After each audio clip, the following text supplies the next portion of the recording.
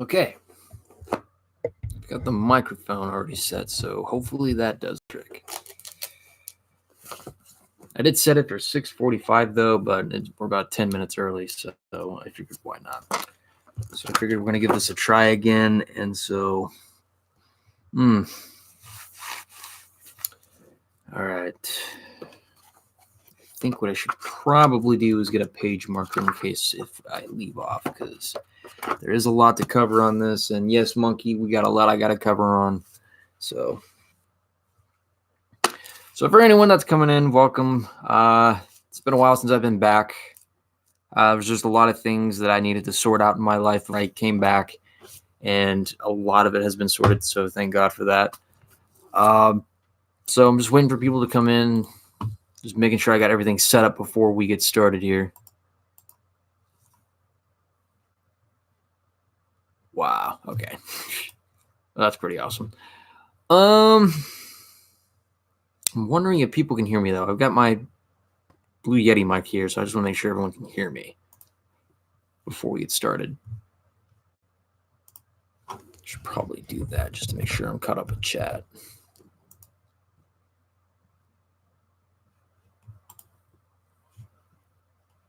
Let's see. I think for this one, we won't have this one monetized. Probably get some music going to keep things alive and shit. I gotta get my chat thing set up real quick though, so.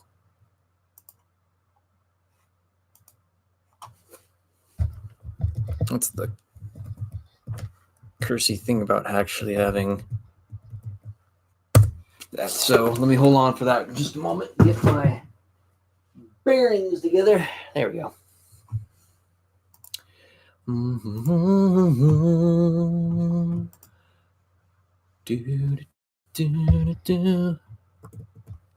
Catastrophe. Yeah. There we go. I got chat set up there now, which is pretty cool. Let me get that rolling.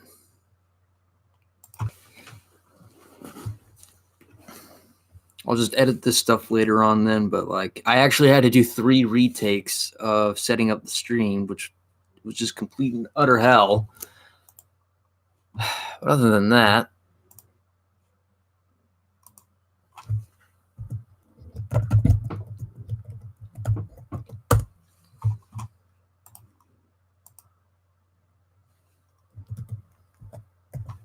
I mean, we might as well. Their new release, and I figured it's perfect.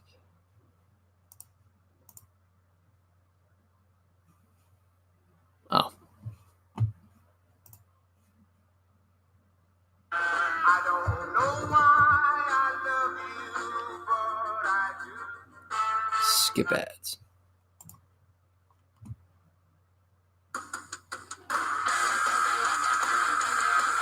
What's up, Maniacs?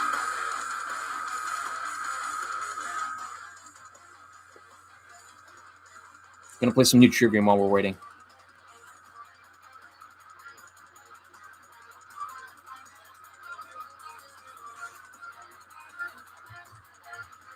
Doing well. I'm playing some new Trivium right now, which I'm excited for.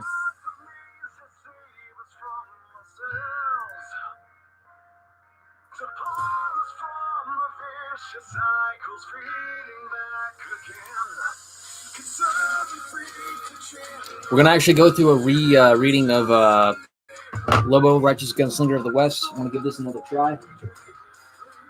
So I think what we're going to do, possibly, for right now, I'm just going to do 1 stream for this, and then if I actually do get a day, I will try to do at least 2 streams from that day, but I'm going to try to focus a little bit more on getting things set up.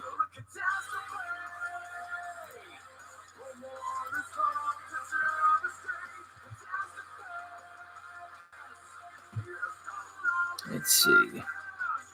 Catastrophe.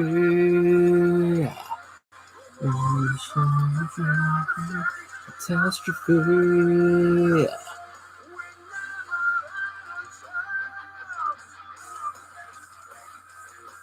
No, this is something completely differently entirely. It's not a DC story. It is a complete original Western story, heavily influenced by Red Dead Redemption, some good influences from The Good, Bad, and the Ugly, and other takes. We did a story on this before. Like, I actually read this to you guys before, but I had to cease what I had to do because there was just complications with the stream, and eventually I would actually have to go through some stuff to, kind of go through some changes, which we have been going through. So I figured that would be appropriate, and we're gonna try it again. Now the fully edited version is on this flash drive right here. So the actual revised and re-edited story is on this flash drive here, but I'm just going to read from this particular version, and then I will actually have the correct version printed out from this. But pretty much for the foremost, most of what I'm aiming to read is pretty much from both. So we're pretty much on the mark for that.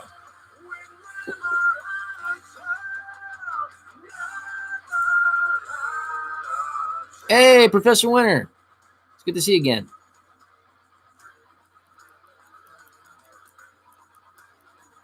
I fucking love this song.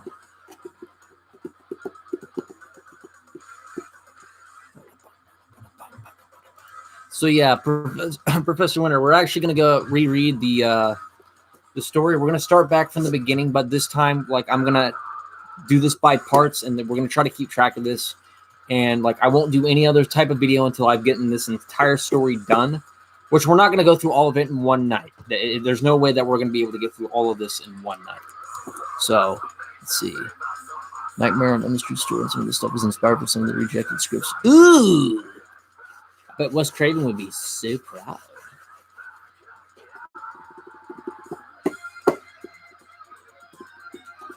So once we have the story read out on live stream, I will actually release the full version of my story out on Twitter. I did before on Facebook. I did before in other areas, but I figured I'm probably going to do that a little bit more on other platforms as well. But I want to actually just try to focus on getting this read out because I do have a second story that I am trying to work on. How you doing, Astral? And I do have the second story that I'm trying to focus on, and I do have a plot for it. It's really difficult at the same time because there's many things that I'm trying to get in order, but it's controversial, but at the same time, it's controversial is what makes it work a little for me. Let's see. All right, we got 2 more minutes before this is over, and then we can get started. Can you guys hear this, by the way?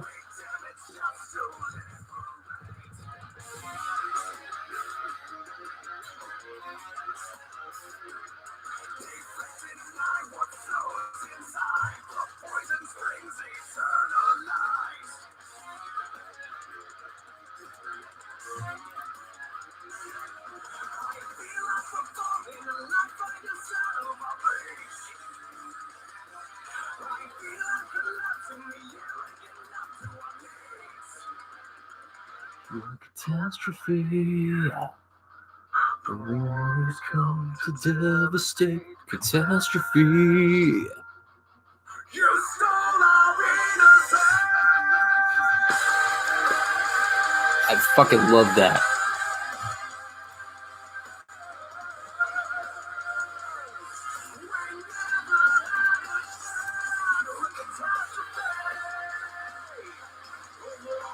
And I don't care if I get demonetized. You know, I fucking love this. I think the song is just so fucking awesome.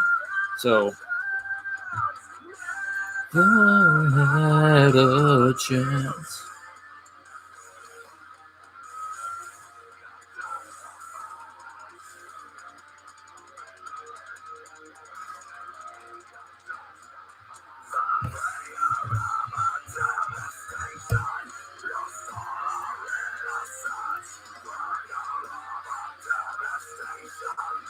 All right, gotcha. I understand. Yeah, that was awesome. I just hope iTunes hurries their shit up and gets this released already because I'm dying to buy it. I'm just at the point where I'm just saying, shut up and take my money. As much as I really dislike iTunes for a lot of stupid crap, but come on, if iTunes would just hurry their shit up, and I just want to buy the song and I want to pre-order the album.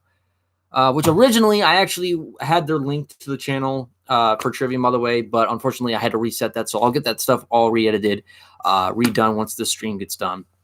But anyways, we're just going to do one song for now.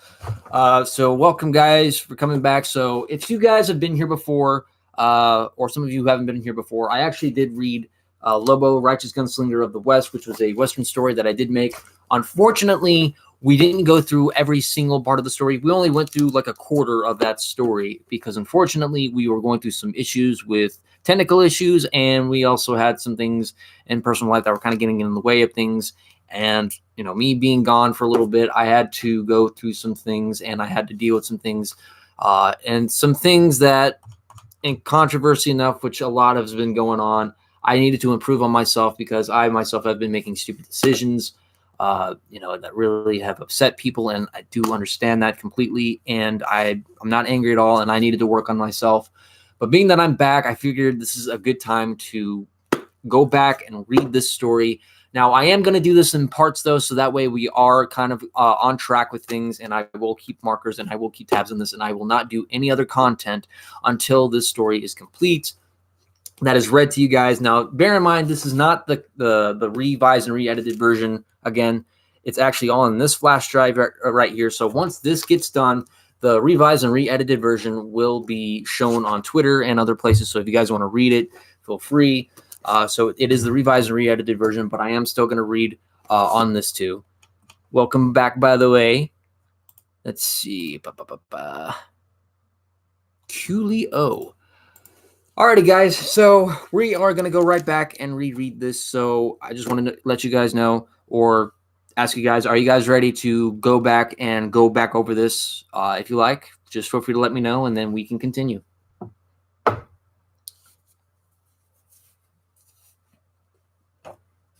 Here.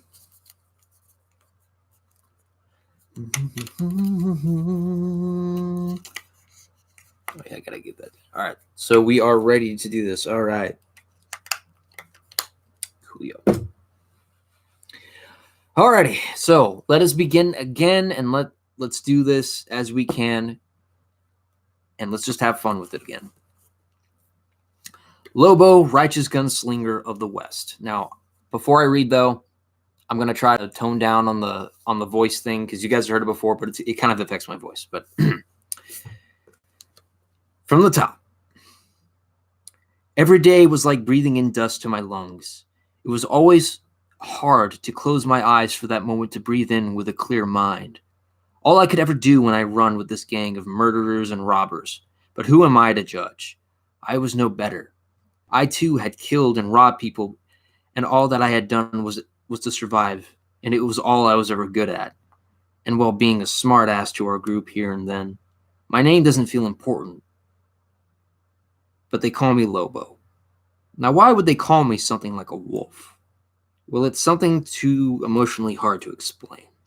Still, even with a name like that, I was just an intimidating bad guy who always strong-armed anyone who wronged us or my boss.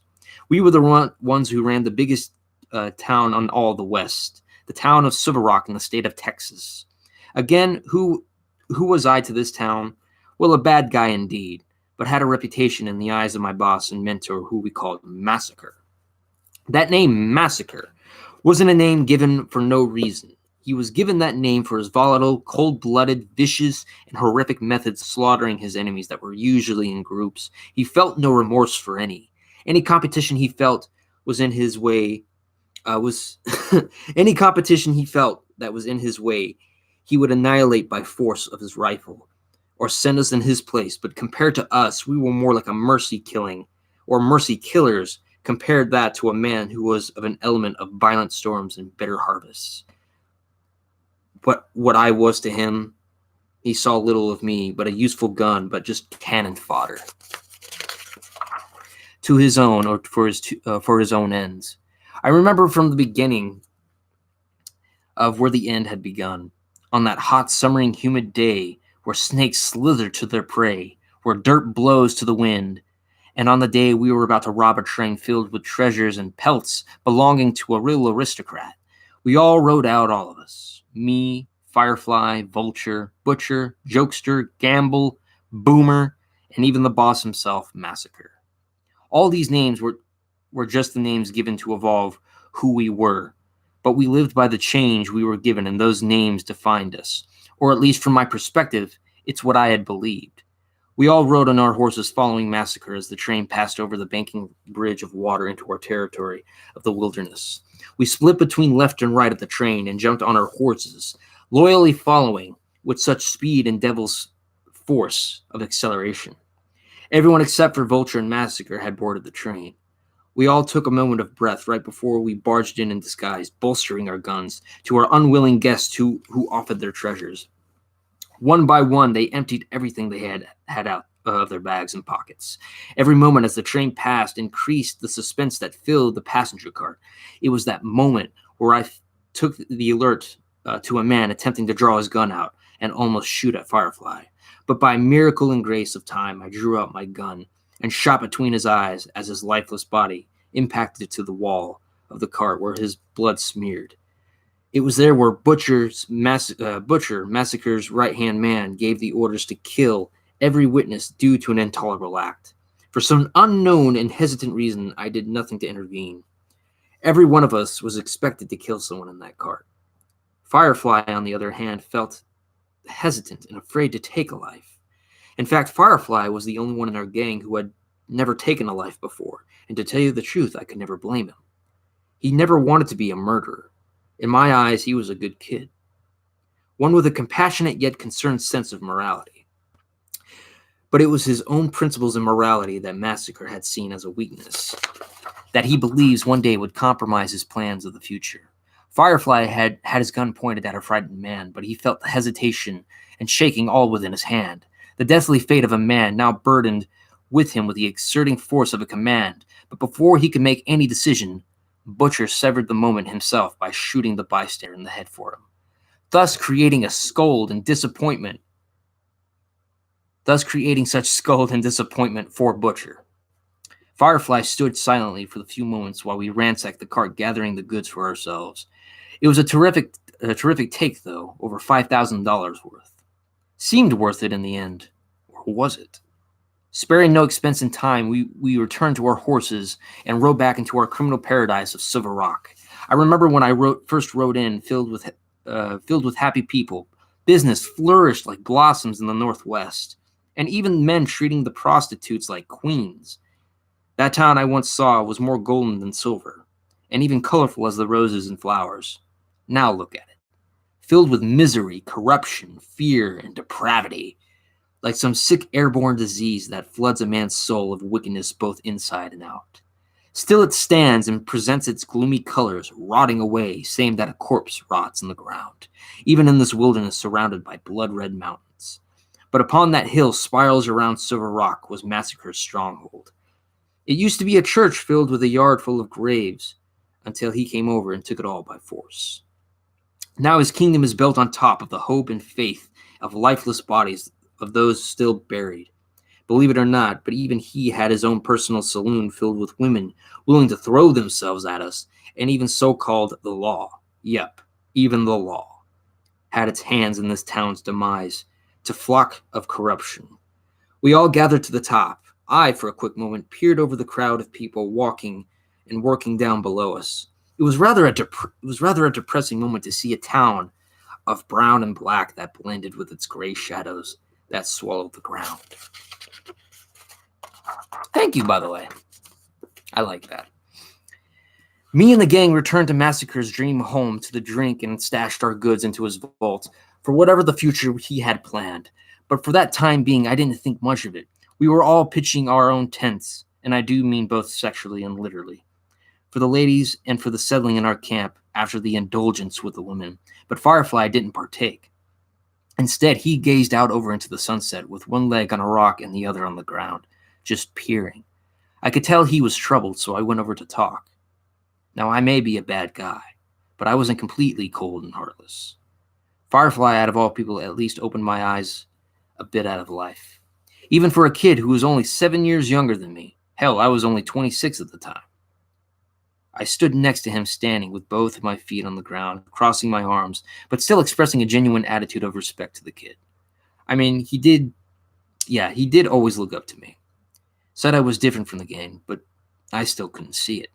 I'm no different, and I'll most likely die a death deserving of what bad men get. But still, he talked to me. Lobo, Firefly said. Am I such a coward? I just couldn't do it, you know. It didn't feel right to me. I paused myself while looking down, trying to think of something right to say. Firefly, or should I say, Jackie. Cowards hide behind people. They hide behind excuses or hide behind their true selves. But you, kid, you're not a coward. You're just a kid, and honestly, kids your age shouldn't be doing that. Hell, not even at all. But we gotta do what we gotta do. I mean, it's what I was raised to do. Lobo, I know it's just that. It just feels immoral. Me too, son. Me too, I replied. Funny thing for me, at least, is that to you, though, I've never killed an innocent person. Well, except for that one person who wielded his gun at me. But maybe, other than that, no one is innocent. Look, sometimes you gotta make a call in those situations. I understand, Lobo. Please, Jackie, just call me Han. Or, if you like to use my full name, Han Burton. By the way, what was your last name? I never got it. My last name? Shuddered Firefly. It's Mateer. Jackie Mateer. Listen, Mateer, I'll talk to Butcher and get you off. But you have to remember to listen to them, okay? Moral or immoral, if you're gonna survive or succeed, you have to get your hands dirty. If you think about it, them aristocrats most likely weren't even innocent to begin with. Those bits of treasure or bonds we took off of them, well, what I realized, it's blood money. Even I overheard one of the passengers' conversations about using a family against their will to dig for gold before being forced to dig their own grave. I placed my hand on his shoulder to ease his troubled mind since he did look up to me. Try to get some sleep, Jackie. He slightly smiled and nodded as he returned to his tent, in which he was outside of Massacre's personal saloon. Yeah, another thing that all of his trophy women slept inside of his own palace, with him as all of us slept in our tents just outside in case of any insurgency or rebellion in our parts. I returned to where the boys were continuously indulging in their revelry of dancing ladies, as well as drank beer, laughing, and singing. I did still think about what Jackie said, but I didn't delve deep much into what he was saying, as I was too busy sinking my attention into the breasts of dancing ladies. Massacre looked over the rail and quietly returned to his chambers with two women. But we didn't notice. We were all too drunk and rowdy to even notice. I guess a certain point of a view was a bit more ominous than expected. Anyways, morning had barely came, as the sunrise was only in the shape of a golden sheet under the black and green sky, like a hammer pressed between a tempered object. I made my way to Jackie's tent to wake him up. Rise and shine, Firefly. We've got work that needs to be done. Jackie followed me inside as we were both summoned to Massacre's lounge by his calls. You two boys, come over yonder to the lounge. Massacre grunted aloud, but not enough to be angry. Me and Jackie entered while Massacre was smoking his cigar and lounging from his chair with his pristine boots that rested on his desk. I've got some work for you two that needs to be done. He handed the slip with a list of tasks that needed to be done before nightfall.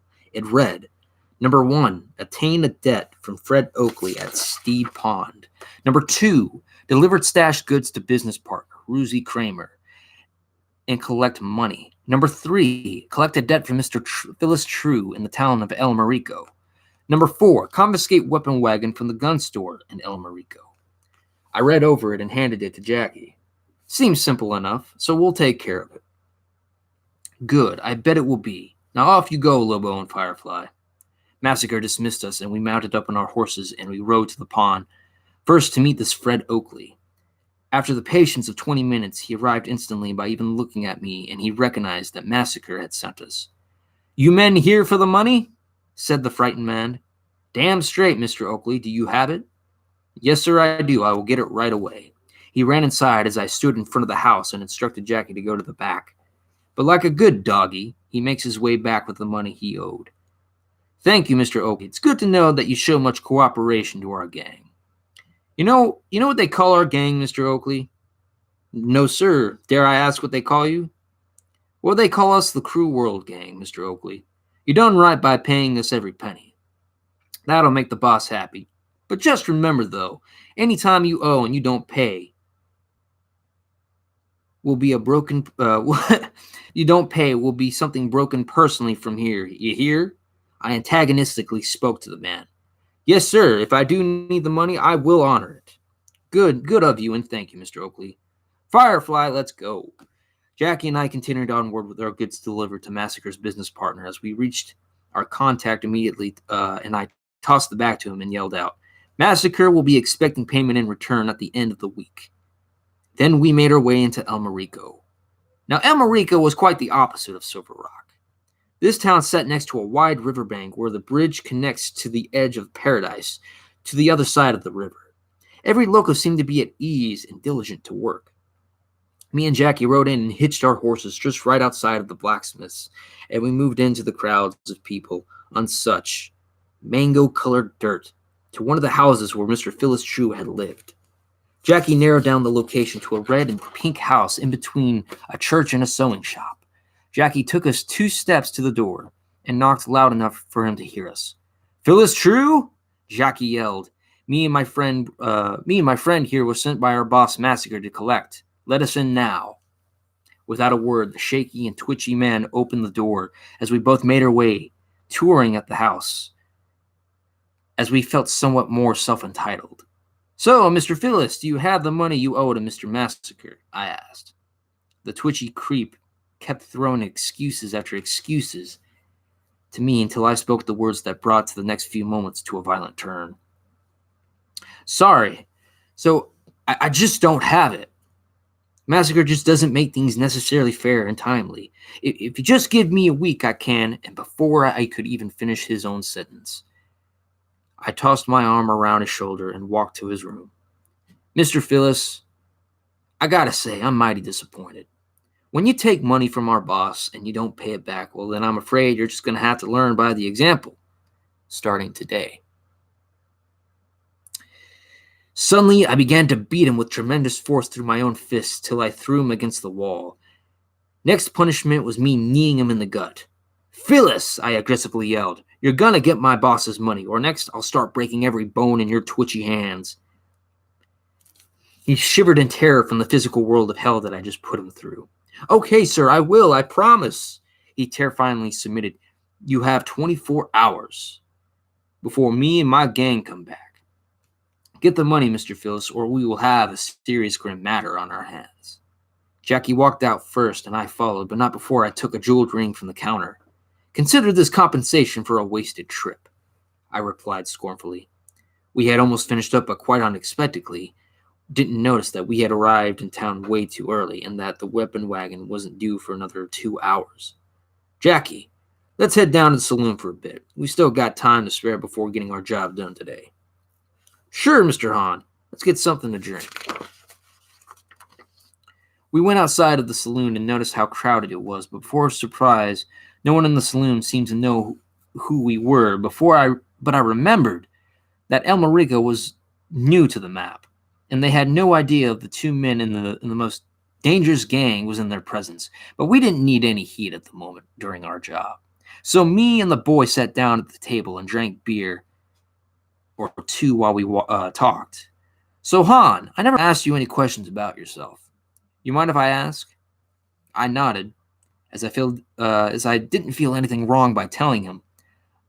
I mean, like I said, he was a good kid, and even a vicious son of a bitch like me needed a friend like him. Sure, kid, ask away. Where exactly are you from Texas? I can tell around from Silver Rock to this oasis that you hailed from somewhere else farther. Well, from what kid, from what I was told, I was born in North Irving, Texas. There's really not much to say since I don't really recall much. I was pretty much raised by Massacre sisters, so that's really all I remember from where I'm from. Okay, how old were you when you first killed somebody? Jackie asked more seriously. I was probably about a young kid at the time. I don't really remember. This man, I guess, from what massacred, had believed from his farm, had stolen something, and, well, he told me to kill him. Okay, I understand. To survive is at least something out of self-defense from what a man like him told you, but who was this lady, by the way? And her name was Granger. Granger was pretty much her brother. Oh, thank you, by the way, Slow. I appreciate that. Wow, troll posse. Holy crap. That's actually quite unexpected. Holy shit.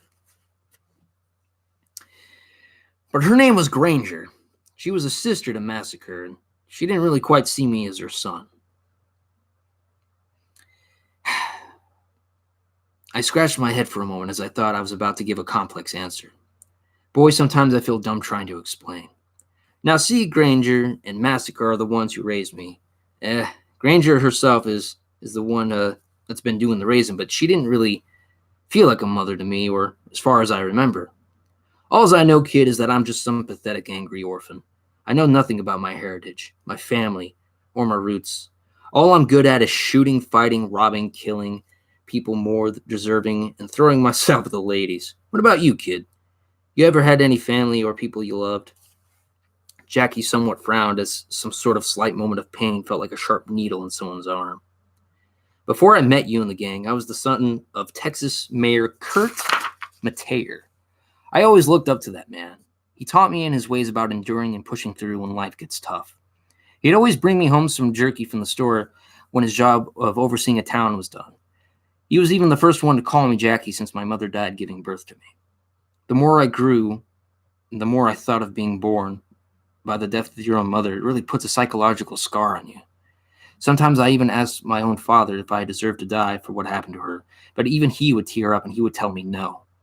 He believed that God had taken her to a better place, and when the time came that me, my father, and her would be united one day.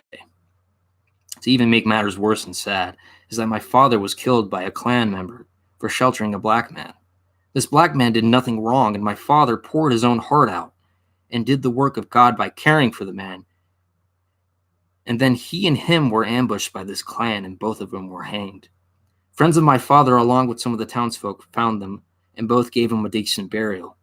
But it seemed that kind of work of God that my father did, that even in times of prejudice and slavery, that these people had shown respect to a black man that my father treated even as a brother.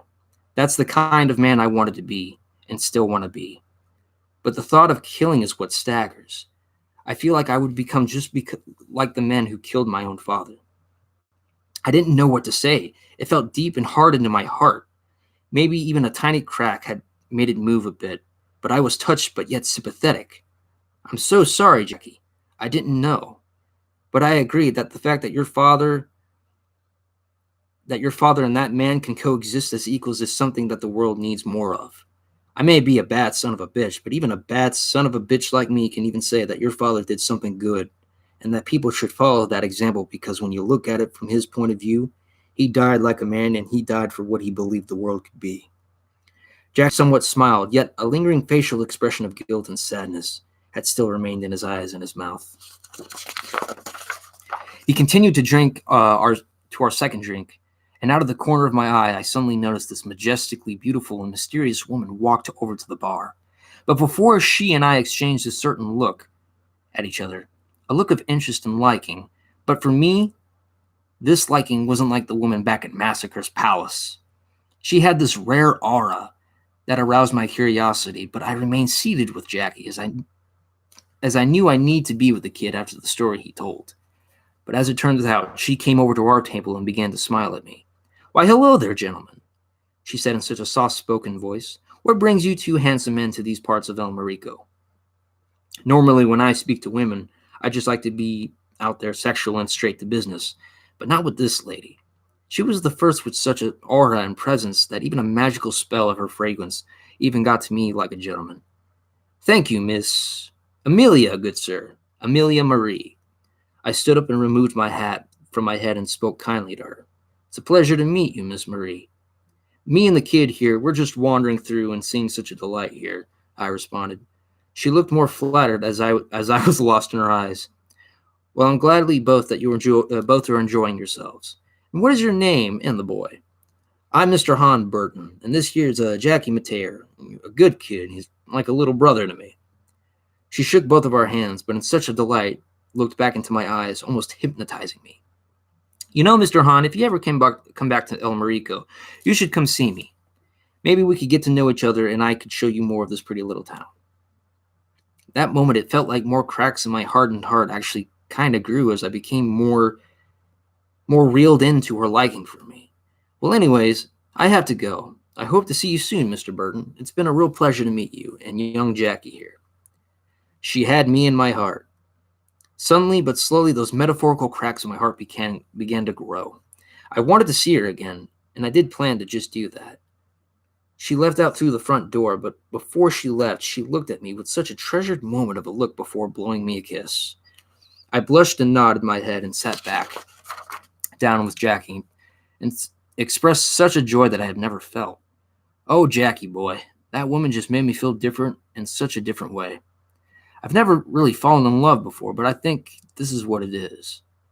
Jackie nodded and grinned and encouraged me with his own words. That lady is definitely into you. Should definitely go see her soon. We both nodded. It was weird, but yet good. I've never felt my heart feel so different from what I have always felt. But anyways, later on, 2 hours had passed and we noticed the wagon had made it to its destination. We both walked around quietly to the corner and waited for the driver to go inside of his house, because of how stupid this man was to leave the weapons in the wagon filled with people. Nevertheless, me and Jackie took advantage of the time given and snuck into the cart out of town as our own horses followed us out. We both rode miles away back to Silver Rock until the distance we saw about 3 men blocking the road where we needed to go. We stopped the wagon, and when we saw the weapons they drew out, that is when we decided to take an action closer to something deathly. Excuse me, friends, but me and the boy here need to get this wagon delivered before sundown. Now, I'm not looking for any trouble or any tribulation today, but if you want to try to threaten me and the kid here with your weapons, then I might just oblige in just shooting 3 of you myself in the knees and make you crawl to death during this hot damn day, I said threatening-like. The 3 yokels laughed as they pointed their aim all at me, but idiotically unfolded the information from their mouth about their motives. You, Lobo? Massacre's deadly gun? Well, it just seems our boss has been looking for you boys and your little gang. It just seems that Dust Devil's going to be pleased with bringing you sons of bitches to him, the middle yokel told. Oh, really? Dust Devil? Of the Dust Devil gang? Yeah, I heard about that gang. You know, the one my boss used to be a part of. I tell ya, Massacre is one vicious son of a bitch, but Dust Devil is due to face his end for all the wrongdoing he did in the world.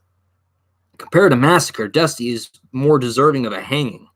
Now I'm giving you 3 one more chance to lower your guns before I send one message to your boss, with all your knees catching a bullet and then you bleed out to death, or you can let us go and we can go about our day. Your call, folks. They laughed and mocked me, and which happened to be their biggest and final mistake, as they all turned their heads laughing and gawking at my threat. But it was more than enough as I drew out my pistols and emptied every chamber of my gun into their knees. Now all they could do was scream and crawl. Hey there, Lourdes Macedo, by the way. And by the way, thank you, Slow. That was very kind of you. I do appreciate that. But yeah, I'm getting right back into this, and I'm really kind of happy that I'm kind of getting back into my story stuff here. But so basically, to catch us all up ahead, is that basically Lobo, the main protagonist of the story, along with the Duragonist, Jackie, or Firefly, as he's called, and Lobo, or who happens to be called Han Burton, those are the 2 main characters. So basically, after robbing a train, they were sent by their boss, Massacre, to pretty much complete some of his tasks that he had assigned for them. So they travel to pretty much collect the debt owed from certain people, but they finally travel to a town of El Marico, and they collect the debt off of a man. And then eventually they go into a saloon, and that's where Mr. Han Burton meets a beautiful woman by the name of Amelia Marie, who eventually has this, basically has this a trance to him. So this is basically where that relationship is starting to build. But anyways, they leave El Marico with the weapons that they stole off of a man, and now a gang that was sent by a guy named Dust Devil, who runs the Dust Devil gang, realizes that his rivals, competition is leaving town, and he's looking to hunt them down because he's after Massacre. So that's basically where we are at this point. Okay. Jackie didn't like what he saw, but he understood why. These weren't good men. They were Dust Devil's goons he hired. Stupid yokels, but as it turns out, these yokels tortured, murdered, and even raped passing folk.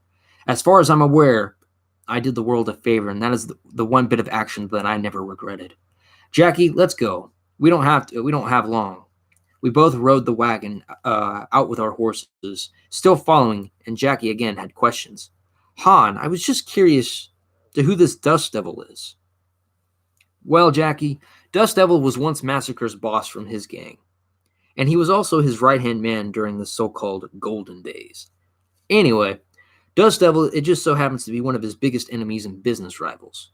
I tell you, the man has done almost everything wrong in the book, murdering defenseless families, carrying out arsons to churches, grave robbing, necrophilia, and so much atrocities that I can't even describe.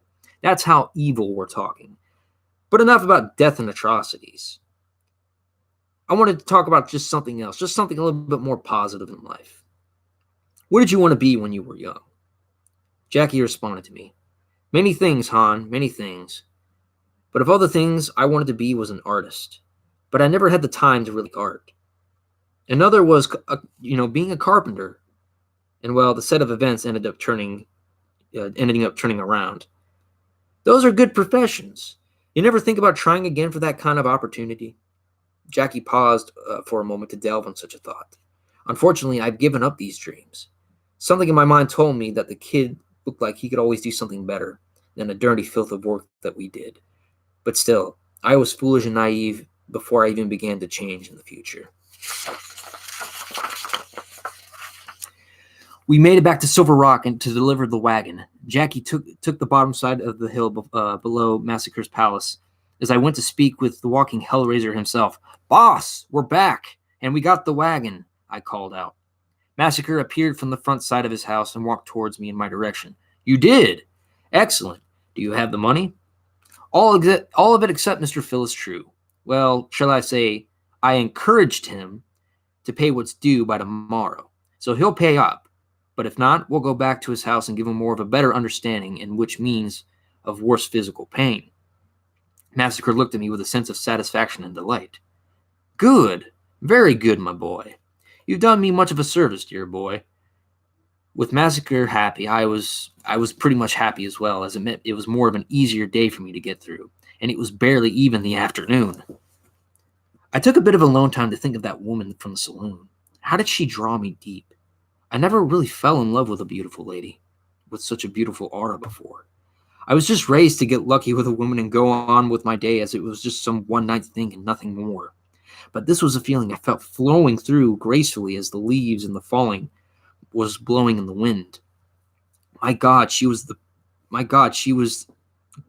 graceful.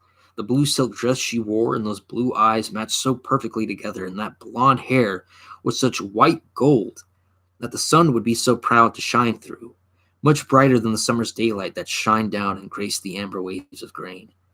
She was all I could really think of, and I would really wish for that next day to come. But my thoughts and plans had to wait as Massacre had approached me again after talking with Jackie about the men from Dust Devil's gang. Firefly told me about the ambush. Is it true that these men are Dust Devil's lackeys? Without questioning anything, I answered immediately. Yes, they were. And they also happened to be the grave-robbing brothers. I could tell by the story that a local told me that they were 3 and they wore overalls and had scars around their own flesh. Massacre turned his own eyes to me again. Because if this is true, Lobo, then that means that Dust Devil isn't too far from Silver Rock, and that our own kingdom that we all fought for will be in peril if we don't be careful or don't start by taking him out. He is the biggest threat to all the hard work we have done. I've killed groups of men with no problem at all, but this is the only one I've attempted to put out of his misery, but he always escapes me. every single time. So if you see any of his men, because I know that you know what they look like, you come to me and tell me where you encountered them, because that gang needs to die out." "Understood, boss," I responded. "Whatever it takes to stay on top." With daylight still burning strong, me, Jackie, Butcher, and Boomer went out hunting for food. We marched through the northern side of the wilderness to talk towards the tall mountains. Sorry about that. We had believed that we were closer to the mountain than we were what the cooler temperature would be. We hiked with our rifles, but so far no sign of any life until Butcher caught the eyes of a few pronghorns. They were in groups next to a small pond beneath the mountain. Butcher was about to take aim, but this is where I suggested that Firefly should take the shot. Butcher nodded and handed him the sniper rifle, despite being a bit shaky with his aim. He did, however, had a matter of seconds to take full control, and his shaking became eased and still. He breathed in slowly as he adjusted his aim at the animal's head. Silently and patiently, Boomer began to grow impatient and began to start exerting pressure on the kid. "What are you waiting for? Kill it now! I'm dying of the suspense here. Kill it now! Kill it now!" I aggressively whispered, "Boomer, shut your goddamn mouth and let him focus, you dumb bastard." Jackie regained his focus and finally aimed, and he was being patient, and for finally, the loud killing shot had flung from the rifle in between the eyes of the pronghorn, and even luckier that there was another pronghorn behind who even caught the bullet to his heart. It was an impressive shot. "Nice shot, kid. That's a rare even among hunters. You ever considered working as a sharpshooter?" Jackie shrugged. "No, but it does seem pretty nice," Jackie confidently replied. "I've hunted before with my father, so it's much different than killing folk. Not that I enjoy killing an animal, but it's doing what we must to survive." Let me go ahead and read chat real quick.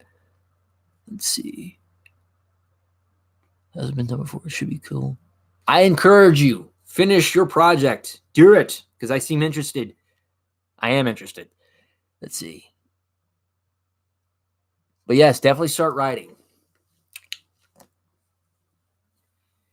Boomer crazed himself with such a disturbing sense of joy by sprinting to the dead animals as he and Butcher gathered the carcasses and stowed them on his hunting wagon. His insatiable lust for hunger grew as much as his fat belly. Not surprising, though, he could run as fast as he eats. His hunger knew almost no bounds or to any limit. He was what we believed to be the posse pig. Night had came as we were harvesting the animals in our camp. Me and Jackie, along with Jokester, sat around watching for the food to cook, ignoring Boomer's disgusting weaknesses for the uncivilized etiquette of eating in people's presence. But finally dinner was ready, and we all got our taste of delicious pronghorn. Me in particular, I always loved using spices for my meat. Black pepper and oregano were the way to go with spices. For me, when it came to eating, but couldn't forget the salt as well. But now time had felt a stretch bit longer under the pitch black sky, which I felt I should take the time to prepare for my opportunity to go back to El Marico. It's just I didn't want my boss figuring it out. Something in me felt a disturbing feeling when it came to him and the ladies, but it was more feelings, and again, I was so naive too. Oh, okay, never mind. But then again, I figured out exactly that I had returned there, in any way to collect the debt after Mr. Phyllis. I realized that I could make an excuse to stay in El Marico a while longer to get to know that lovely Emilia, whose presence stretched the heavens down to the oasis of the wilderness. Even the thought of her brought a genuine smile to my face. I walked straight away to Massacre's to deliver my excuse for my return to the town to stay a while. "Massacre, I was wondering, since I'm going to go back to El Marico to collect, I was wondering if I could actually get a feel for how that place is, just see what's what. If any dishonest people need robbed or whatnot." Massacre shrugged and slightly rolled his eyes. "Sure, I suppose, as long as I get my money. Are we clear?" "Oh, absolutely, boss. I'll make sure he pays every cent." I set out for El Marico on my horse right away from Silver Rock and eventually back into the town.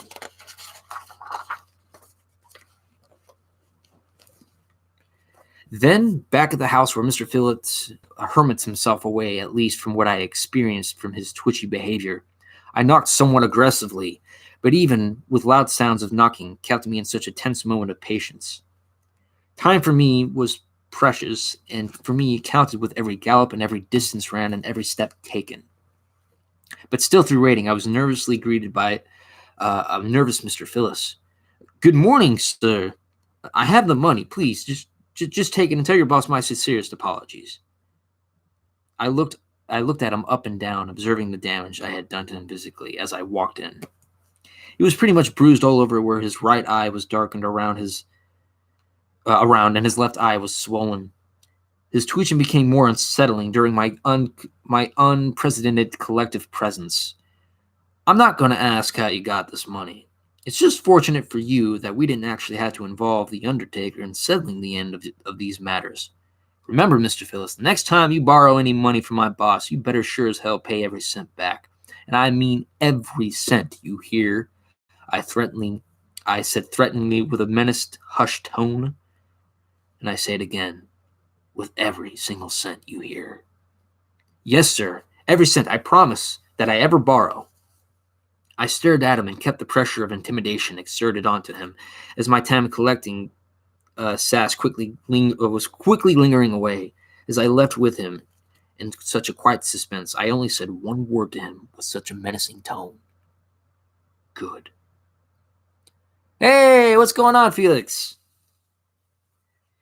Then to his reaction of fear was where I vanished. The moment he opened his right eye to open, and all he could hear was the haunting of the howling wind crying as the sun's light gleamed through the front window of his house, a moment he would remember in both sound and sight, but one of the most important parts of my life that was yet to come. My work was complete, which means that I could seek and give my time for that lovely lady Amelia. Just even saying her name brought increasingly a positive force of anticipation. Couldn't even forget those previous blue eyes, even precious at most, and that short blonde hair she had. I began roaming the streets around and back into the saloon, but I didn't find her at the bar from before. So again, I headed outside to think for a moment. By the side of the river, I think I butchered that. So again, I headed outside to think for a moment by the side of the river that had laid a little bit in the distance, just trying to deduce where she could be, but without even realizing it, when I was next of a few feet from the Soprano River, which is what they call it, by the way. She was sitting over on a big rock, looking down on the passing water that pushed over yonder. She turned her head and saw me wearing my duster coat, with my open white shirt and dark bluish denim pants, and my leather gunslinging hat. I don't think she knew the kind of man I was, but on the contrary to what I assumed, I didn't care. Just even looking at this woman was all I could understand. She, of course, smiled and leapt off the rock to welcome me again. "Why, hello there again, handsome. I take it you're here to have the pleasure of my company again?" I felt nervous, but even again with the acceleration of my heart at the sight of her smile just kept me in awe. "Of course, Miss Amelia. Nothing right now makes me feel more happier than to spend the day with you." She smiled and accompanied me with her arm crossed over mine. She asked many things of me, but I couldn't say but most of what she asked about me. "How long have you been in these parts of these wilderness, Mr. Hahn?" "Well, I've been here for about 25 years. From what I was told, my first year of life was somewhere out in a forest. The people that had raised me said they don't remember much of, my real father, but that he was just of a drunken man who wanted nothing to do with me, and my mama, well, she abandoned me, and that's how I found it by some people." "Oh, I'm so sorry, Mr. Hahn. It must be very painfully tragic to hear." "Nah, it's a time ago, but anyways, I didn't mean for it to be so depressing. So what fancies you? Anything you like, especially out here in this beautiful, flourishing town?" She smiled and looked into my eyes with such a magnetizing romance. "I like kitties, flowers, dancing, boat rowing, and a handsome man such as like yourself. Even someone who seems like a gentleman like you seems to have a dangerous look about you. It's strange as it's something I like, but as long as you treat a woman right." I took my hat off as I felt more drawn to her, and I placed it below my chest as we both walked up to the hillside above El Marico. It was such a marvel. Hey, Margot, what's going on? The colors of blue, red, and white that stretched from the back to the front, almost like the American flag. I slowly looked from the left to the right as Amelia began to talk about the town she fell in love with. But at the moment was the first time I was mysteriously caught off guard by such a strange creature that wandered into the distance on 4 legs. A wolf, I should say. Or should I really say, a lobo? Something about that animal gave me a peculiar feeling from such a creature. This supernatural force from afar came to me as it stopped and stared at me from such a distance. Not noticing that Amelia was trying to talk to me. Mr. Hahn? I was caught off guard again by Amelia. My apologies, dear Amelia. I couldn't just help but notice how beautiful your home looked. She looked over and explained. It's been here since 1821. My father was one of the first settlers that built this town, starting with his home, and then the town hall. I'd imagine he'd be one of the busiest and most important men in history to have built such a place. It even seems to have such a wonderful daughter who greets people warmly. She blushed from my charm as I sincerely gave a genuine smile. I couldn't believe that, not even practicing or any experiences before, I'd be of a great interest to such a romantic delicacy. Something out of my hardened heart seemed to have given way to such of these metaphorical cracks. But I briefly returned my attention to such a distant wolf, but strangely the creature had vanished, and there was not even a boulder in sight for the wolf could even hide behind. Time increasingly went by as I had gotten to know more about my lovely admirer. She told me many things about how she used to work on a ranch a bit of a time in the northern Oklahoma, and the time she was a showgirl for many drunken cowboys and people to entertain. She was just one of the small acts to everyone else, but in the cowboys' eyes and mind, and even the outlaws, she was the main attraction. In exchange, I did tell her about myself, but except for my outlaw life that I had lived. How long I had been somewhat of a hunter and to a delivery boy, but my favorite was when I told her I learned to write poetry. Yeah, that's right. Even this blubbering idiot of an outlaw even wrote poetry. But it wasn't ever romantic, but more about the nature of Western Texas. But now I felt like writing a romantic poem about her. Even when she felt somewhat gripped me tighter a bit, I enjoyed her desire of attention. The afternoon had came by, and it was time for me to head back. Sorry, keeping my head down like that, I had to snap it. Well, Miss Amelia, it's been a real pleasure spending some great time with you. I have to head back and finish my delivery. Amelia nodded and smiled and responded, Will I see you again? Oh, absolutely, ma'am. I think any man to reject such an ecstasy of an immaculate hospitality from such a magnificent woman would be the biggest fool. She bashfully blushed to the left and right as enjoyed the words she enjoyed the words I spoke to her. Sorry, I butchered that. I will definitely see you again soon, my lovely dove. Right before I left, she came up to me and kissed me on the left side of my neck, and then on the left side of my face. I mounted on my horse, looking at her as I placed my hat and tilted to her in her direction, as I felt most indeed such a pleasure to feel like I would return for her.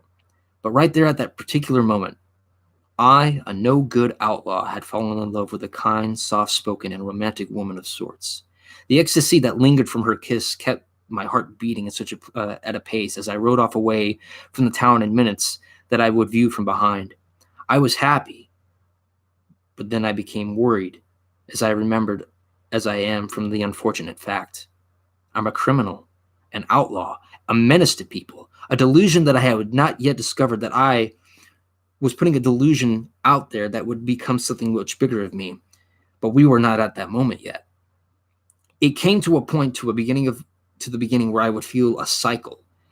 Well, it's a cycle from the start that only in this time from the beginning was completely different. It was that this outlaw had a secret. I had the love of a woman that the gang had no clue about. I had planned out my days and sorted out any flaws to make sure that the woman who had taken my heart would not be harassed nor harmed. 8 months had passed, and no one had knew, at least not yet for the matter. Me and Jackie bonded closer like brothers. Amelia and I shared wonderful moments. 2 events in particular, when she placed her head onto mine, and then her words into my ears. and the way she made love to me. Yes, it wasn't anything like the woman back at Massacres. She knew how to give the emotional, physical, and mental feeling. She changed me, although not fully, as I was still a ruthless gunslinging bastard of the West. She knew how to soften a man's heart. And additionally, we ended up getting a four-legged companion, a black lab dog that we found stray, that we ended up keeping and naming him. And we ended up calling him Fenrir, a giant wolf who was the son of a trickery and mischief god, whatever his name was. He was a good dog, so cute and adorable, black-furred and loyal. Even for a menace like me, I still loved animals. It's just I never really took the time to understand how they feel or what change they can bring to a person inside and out. Another important moment of my life that I had yet to see in my future. So basically, Lobo returns to the town of Emerico, and he begins to bond with this woman that he met, Amelia Marie. And for someone who feels like he is a hardened man, who is an outlaw, who feels like he's never going to change, he starts to feel a bit of a change, metaphorically, from a woman that he feels like he can connect to, because the women in his life, he never actually bonded with. It was just like a day or so where it was just a night of passion and sex, debauchery, and all that. But when he finally meets this woman, he begins to bond with her. He decides, he feels there's some sort of an attachment. But at that same time where he decides to feel this attachment, he has this encounter with this mysterious wolf that's out in the distance, and he kind of feels like it's sort of symbolic or somewhat of symbolism in that way, that he feels like it's something that feels so familiar to him that the creature stares at him, but it gives some sort of a presence and a sign. Something about it feels like he connects to that, because after all, the character's nickname is Lobo. And so being that that's the sort of detail and aspect that he feels shares that sort of symbolism with that particular creature. So now that he has actually gone 8 months, he's bonded, with Jackie, or Firefly. He's become like a brother to him, much more closer, and he's developed a relationship with Amelia. However, though, he has to keep this secret. He has to keep the secret, the fact that he actually has a romance with Amelia, because he feels like something like that would get back to his gang would feel like something that would weaken him, and that something would be harmed upon Amelia. So that's basically why he's keeping it a secret, and the fact that he just feels like he doesn't feel like he's a good enough person, because he's an outlaw, a criminal, someone who's killed before, and he feel like he doesn't really deserve this woman, but yet he feels so attached. Okay, things had gone smoothly and like clockwork. Business for Massacre was improving, which meant no one was asking questions, and the ultimate form of an answer meant my life was going well. Hell, even for Jackie, and hasn't even yet fired a gun at anybody. And I'm sure as hell hoped it stayed that way. But there's an old saying sometimes, calm before the storm. One day, Massacre and the entire gang had ridden out to an abandoned mining property in hopes of finding gold. And this is what he had to say. My gang, today is the day we're going to strike the big one. My trusted colleague Jokester had overheard information from some retired miners of the whereabouts of gold hidden into the beds of rocks and stacked in patterns. When we get there, Lobo, Firefly, and Vulture will run security. I will oversee the operation, as the rest of you are going to break through and retrieve the treasure. Hear me carefully. If this is true, we might be able to start building our own moonshining business that we've been patiently waiting for. We all cheered and howled as this business propositions were all put clear, as we were all put to work. But not even 30 minutes had gone by right then as we worked, but we were confronted by some faces that were familiar to Massacre and myself. Well, I never thought I'd see the day where my old former brother-in-arms would come back to steal my gold off of me. I couldn't believe who it was. Just by looking at his face, it revolted me. Dust Devil and his right-hand man, Diablo. Suppose you sour, weak sons of bitches know me and my most trusted here. Now I think it's time you met my gang.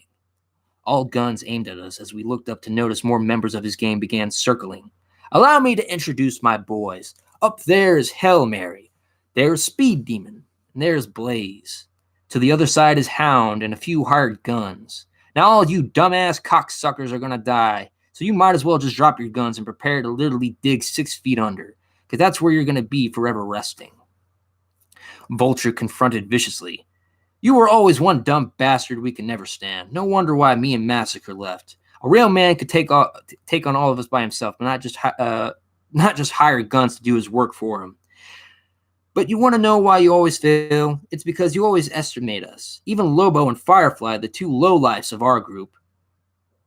I even rolled my eyes back at his remark, even sarcastically speaking to him. Thanks for the vote of confidence, you fucking dick. Dust Devil then began aggressively waving his guns around. What he didn't even realize is that Vulture and me had an extra gun hidden, and what had made barely noticeable was how Butcher was distracting our rival gang with his fair share of words. Suddenly, me and Vulture drew our guns and fired. Miraculously, both Vulture and I shot Diablo and Blaze. With the dearly surprise of the gunshot noise creates the distance of one hell of a shootout. It was like another Revolutionary War that had blazed across by the sounds of pistols and rifles. To me, it was a battle over gold. I barely missed a bullet and took cover with Jackie and Jokester. Jokester, what the hell? What did you overhear about that gold? He nervously laughed as he told me the most stupid excuse. I may have asked questions around here about the said stash. One of their boys said exactly like the guy I asked. Which one? I yelled. He pointed to the top left side, and I put my face in my own hand. You told Hail Mary? Christ, who else? Jokester laughed a bit after 2 bullets flew over. I may have asked some lawmen. You did what? Dumbass! If that gang knows, the law knows. And if the law knows, then shots fired out of nowhere. And then out of nowhere took the life of Hail Mary. The law had arrived. It was, however, fortunate that they were more focused on Dust Devil's posse than us, as we were more desperate from the shootout, as we used it as a smokescreen for our escape. Without even looking back, we took off as fast as a speed demon that dared challenge the horses we rode. One by one, we made it back.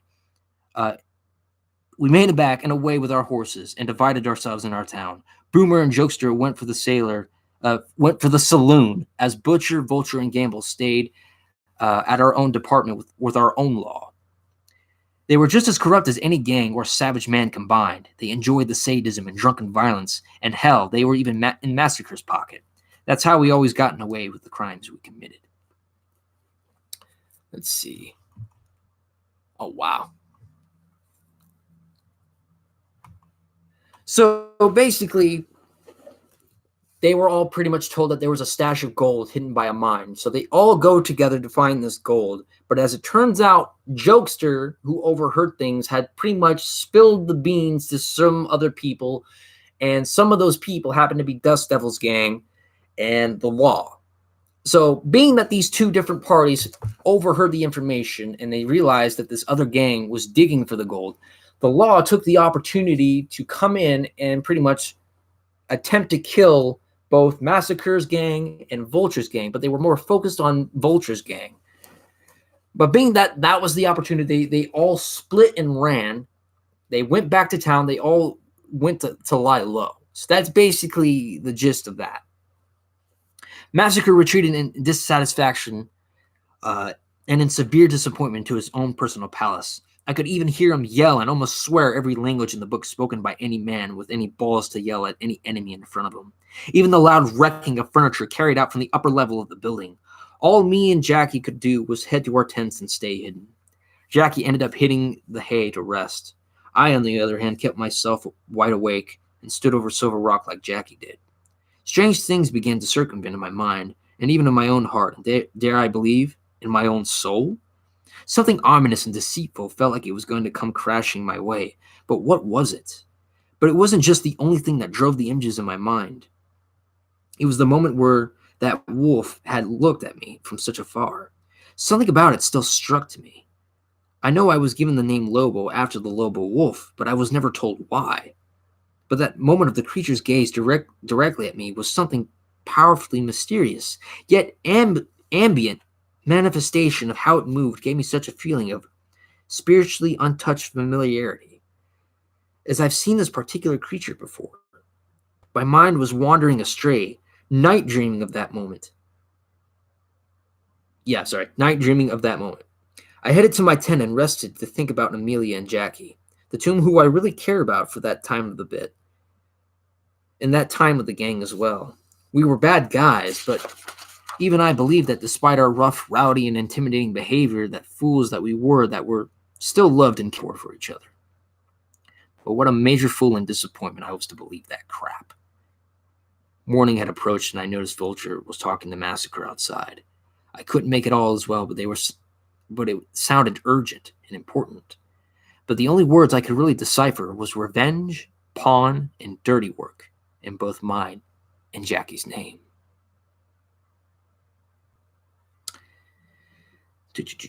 Oh, they were not aware that I was awake, and I heard a bit of vague detail. But it wasn't enough, but light suspicion grew from my stomach. I walked out to both of them to get the brand of their own whispering of social talk. Anything I should be informed of, boss? I calmly asked. Both Vulture and Massacre quickly reacted to my moderate but easy intrusion. Oh, Lobo, you're awake, he flickered strangely as he slightly pounced.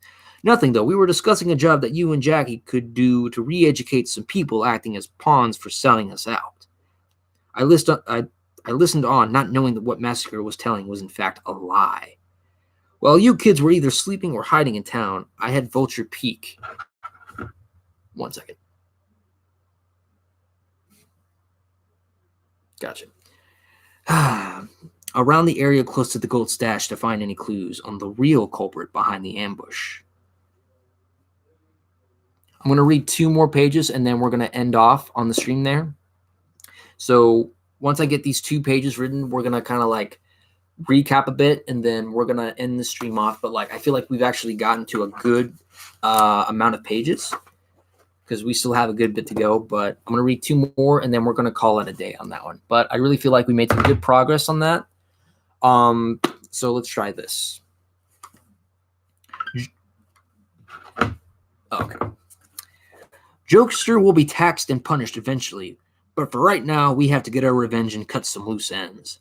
This man saw everything and he knows what we look like. We've escaped the law on the other side, but if this man is still alive, he's a threat, and besides, the description of this man is all I know too well. Someone who's robbed from me and murdered my father. I want his head on the end of my horse's ass. But for now, we have some unfinished business to settle. It turns out Dust Devil wants to duel me in his territory. Says so right in this here letter that even claims that he's made off with the gold before the law could even scavenge the site. Now gather our men because we're riding out to the armpit of western Texas. We all mounted on our horses, and even the corrupted sheriff and his lawmen joined our journey up to the north. I rode just behind Massacre and Vulture, right up as Jackie was only directly behind me, as well as the rest of our gang, and the sheriff, along with his band of fools in the back. Our own set of reinforcements, just in case any evil trick by Dust Devil. Miles and miles we rode until Jackie rode up next to me to talk. How long before we reach Dust Devil and his remnants of a crew? Not long before we get there, Jackie. We'll be up there any moment. Vulture turned his head to stare as he picked up something suspicious about what I had said. Well, that's the first time you've ever addressed Firefly by his name, yet you've never done that with anybody else. What do you mean, Vulture? Anything wrong with that? I slightly protested. He smugged for a bit. No, not at all. But it's funny somehow in 2 ways. Well, first, you seem to know all of our names except his, though. You seem to know all of our names except his, though, and it's no surprise that you seem to bond with the kid. But we've had these code names for a reason. Those names we had gone by because our real names don't exist anymore. You're supposed to address our gang by the name given by our boss. The old name given is dead. Second, you seem very different from a running gun, and I can tell, especially how you address the little old Firefly here. But again, your attitude seems to have changed, especially around the woman at Massacre's place. Ah, I see. You've been seeing someone, have you? I couldn't let him find out anything about the woman I had loved, and I sure as hell wouldn't allow him to antagonize me and the poor boy.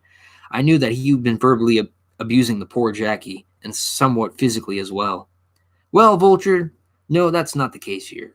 Yes, I am feeling, however, different, but nothing has to do with women. But you were right about me and the kid because I respect him, and I think he's a good guy, which is more than I can say about you, Vulture. Vulture laughed as Master continued to look forward, but kept his ears sharpened to our argument. So I'm going to stop right there. So what I'm going to do is that I'm going to place a marker on that. So pretty much to end right there, that the conversation is that now Vulture, who happens to be the secondary, which I'm not going to point out anything just yet, but Vulture is technically the secondary antagonist from where he's going. He suspects now that because Lobo has a direct attitude, a changeful attitude, and that he addresses Jackie, that something's going on with how he's acting. And he suspects that because now he's growing a soft heart for Jackie, and now it feels like he's seeing somebody. So Vulture suspects Lobo of, seeing somebody. And Lobo's trying his best to cover that secret from him because he's afraid that Vulture would be onto it, because Vulture has this very despicable, history or despicable behavior, because he's a leechful parasite of the group in a way. So that's basically where we're going to leave it off of, and we are going to continue that tomorrow for part 2. I got a good feeling about part 2 because, again, I've read most of the other areas before of it, but I just figured it's more interesting to read from right there because, again, we're going to recover the confrontation with Vulture and the confrontation with Dust Devil and his gang, the bank robbery. So stuff that I'm going to recap over, and then we go to the parts that I never got to read to you guys. So if you guys have any questions over anything regarding the story or regarding anything else, feel free to let me know. We still got 5 minutes before I end the stream off. So if you guys have any questions, feel free to let me know right now.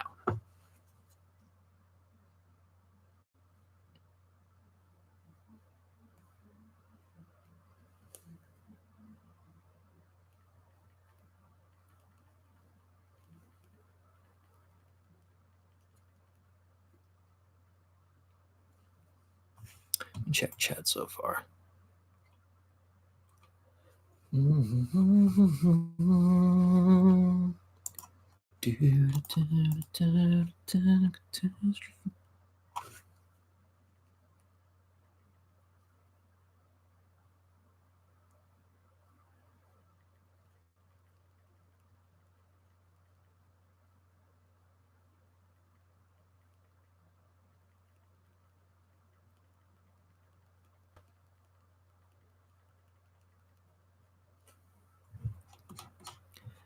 Okay, still got about 4 minutes left. So again, if you guys have any questions, feel free to let me know. You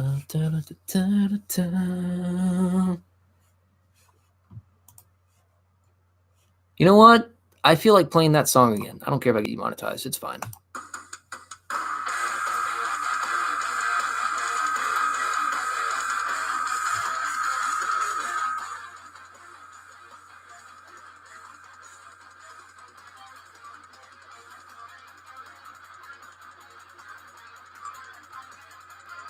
Dude, I'm really excited for the second part too, because I really want to read that so bad, because that's where the certain changes are coming.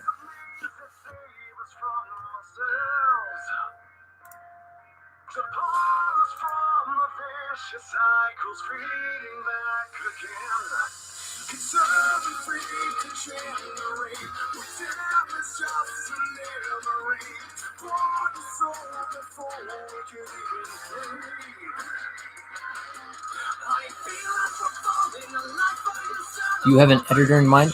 Well, I mean, I do have the story already edited. Like I said, it's on this flash drive right here, the revised and re-edited version. So once I get this entire thing fully read out, I will actually share the correct and edited version with this one here. So if you guys want to do that, but I'm gonna wait until the story is read before we do that. Yeah, I can definitely do that. If you actually want me to like message you that stuff, I can actually message you the file for that, and you can look over that if you like. I'm always willing to open that part for the story because, again, I am looking to make improvements, and I do have 2 more installments that I am writing, which I will say this. The second installment is actually going to take place in Georgia, and it's actually like the first part of the story is going to be like a war between plantations, but some returning characters are going to be in that story. So just to keep that in mind, but we got to finish the first story before we do that.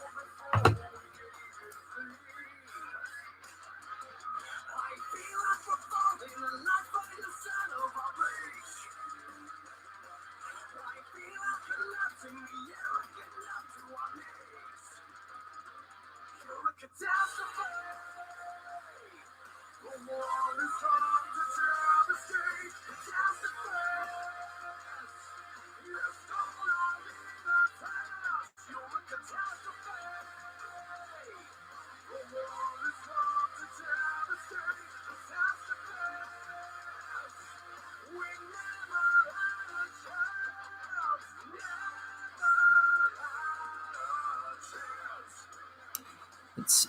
Professional editor. Okay. Did you have a particular inspiration? Well, the inspiration I really got for this mostly was from Red Dead Redemption 2, but I did get the inspiration also from The Good, Bad, and the Ugly. And I started looking at some other Western stories like They Call Me Trinity. I think the other one was called My Name Is Nobody. And then there was another one. Trying to remember what the other story was because it has something to do with a bit of the middle part of the story. Well, okay, well, I can also say this because the character is also based off of Arthur Morgan, Han Solo, and Cliff Burton from those 3 characters because they're pretty inspirational to me, and I feel like it blends together well. But like, it's also, this story is also based off of the Exodus from the Bible. It's also based off of that particular story because you can kind of see where the changes of that pretty much make a comparison and sense to it. But you'll see exactly where it kind of goes in that particular sense. But I took inspiration from that, from the Exodus story of Moses when he was once the Prince of Egypt, and he later became the Prince of Israel when he, led an Exodus. But again, the story of that's going to be a bit more different, but that's the kind of inspiration I took when writing that story. And it took me a good few months to do that. I was in Texas. I was in many different places writing this.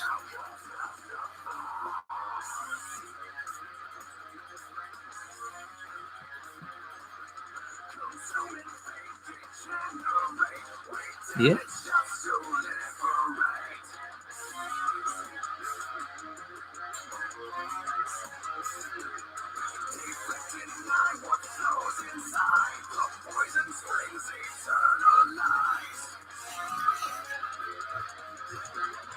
All right, but I think I can show you guys one thing in particular. I'll show you exactly like a scene that gave me the inspiration for Lobo, at least. I'm going to let this finish first before we do that, and then I'll end the stream off. Catastrophes. You stole our innocence.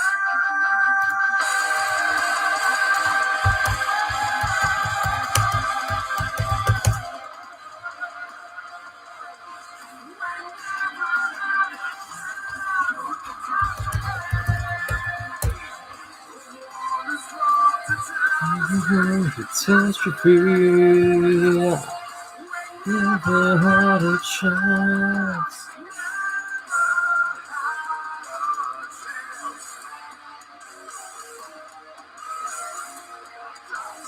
Okay.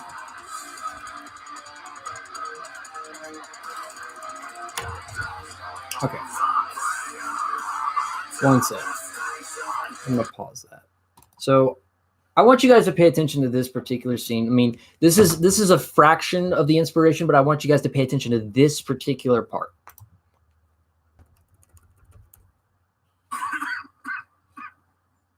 Hold on one sec. Get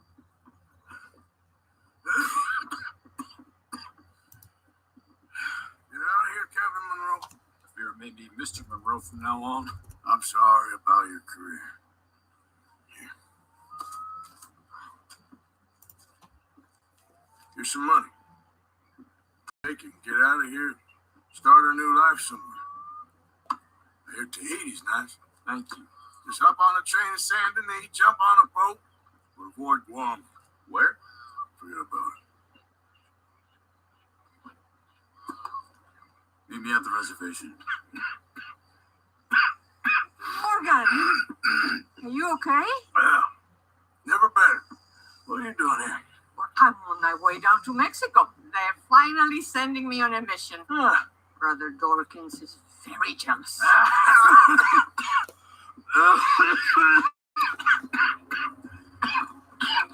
All right, so pay attention to this dialogue very carefully. What's wrong?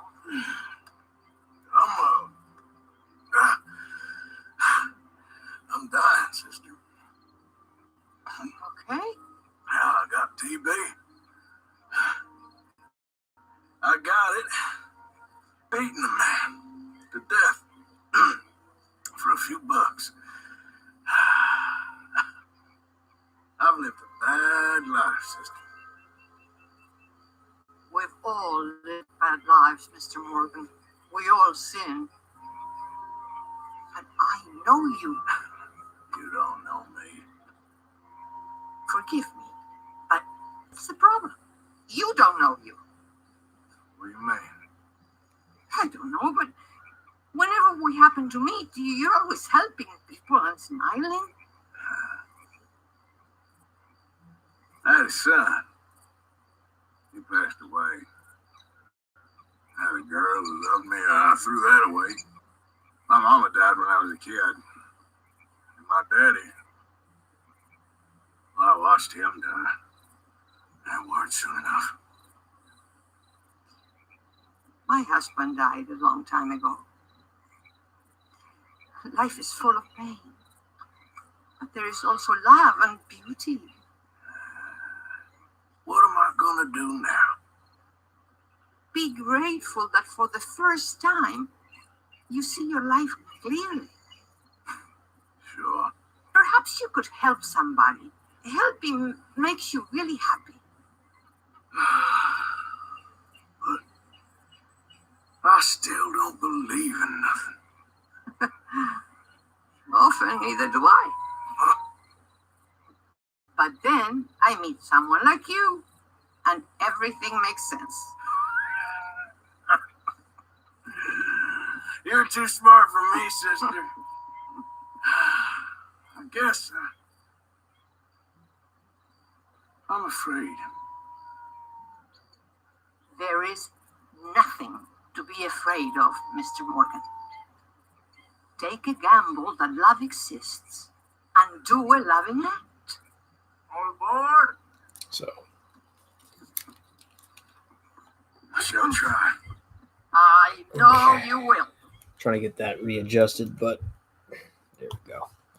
So that's the idea. That's basically a great big of an inspiration from a character from Red Dead Redemption 2 that I feel, because like Arthur Morgan, he's an outlaw, but the character I like to, he basically composed inspiration from a musician who I think is cool, Cliff Burton, hence the last name Burton, Han from Han Solo, but the mannerisms himself from Arthur Morgan. Arthur Morgan, he believes he's not really a good guy. I mean, he's a criminal and an outlaw, but he actually has a heart of gold. And the comparison between Lobo and Arthur is the fact that these two believe that they're not really good people. Yeah, they've done some bad things, but it just feels like they haven't been given a chance to do good. And I feel that's where the strong suit and the flavor of that character really stems strongly. And that's where I get one of my big inspirations from. And so I feel like that fits so well into that story. So that's where I want to end things off. So I gave you one inspiration concept. Tomorrow I will give you another inspiration. We will look at Han Solo, as the second part of the inspiration in the second stream when we end things off. And then I will, for a third stream, we'll do Cliff Burton, and you'll see where I'm going with the concept for that here. So thank you guys for coming out. I do appreciate you guys taking the time to hear me read my story out. Again, if you want me to show more concepts of where I got the inspirations from, we can definitely do that too. I will even show clips from The Good, Bad, and the Ugly, and I will show like concepts from They Call Me Trinity, other Western stories that kind of gave you the influence to do such a thing. So thank you guys for coming out. I'm going to end off the stream. You guys have a very wonderful day. I do appreciate you guys very much. And, you know, it's good to be back. And, you know, positivity. That is my advice, by the way, lesson for the day. Life is too short to be holding grudges. Better yourself. And sometimes it's best to throw away the discontent and hatred that you have for people, because it's never good for you. So anyways, thank you guys for coming out. I appreciate you guys very much, and I love you guys very much. You guys have a wonderful night.